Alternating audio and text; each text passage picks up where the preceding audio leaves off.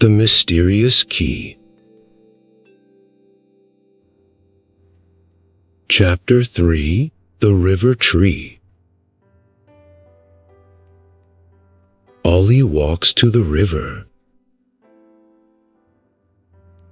He looks for the special tree. He sees a tree with a strange mark on its trunk. He digs near it.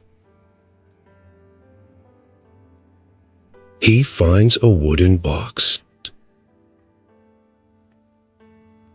Inside, there are more coins, a letter, and a medal.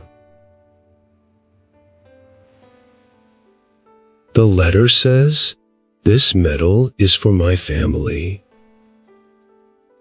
It is signed by Hazen. Ollie feels proud.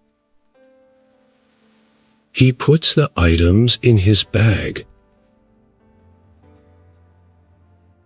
Ollie climbs the hill slowly. He finds the small cave. It is behind some green bushes. He enters the cave with his flashlight. It is dark and cold. On the wall, he sees old marks. At the back of the cave, he finds another box. Inside are letters, an old map, and a photo of Hazen in a uniform.